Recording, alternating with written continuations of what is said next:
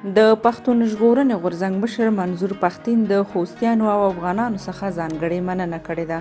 منظور پښتين دا مننه وروسته له هغه د خوستوالو او افغانانو څخه کوي چې پرون د افغانستان په ښارونو کې په ځانګړي ډول په خوست کې د پښتون ژغورنې د غورځنګ په ملاتړ او د اعلی وزیر د خلاصون لپاره سترې مظاهرې وشوې.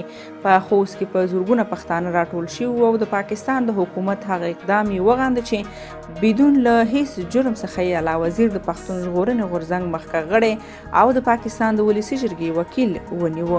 خوستیانو نه یوازې دا چې په خپل لاریون کې د اعلی وزیر خلاصون غوښت، بلکې د پاکستان د حکومت له لوري د اعلی وزیر او نورو پښتنو سره غیر انساني چلن هم وغانده.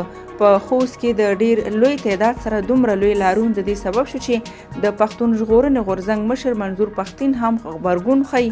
که څه هم مشر پښتين مدام د افغانستان او نړۍ له پښتنو مننه کوي، خو پرون یې په مننه کې د خوستیانو ځای بیل و.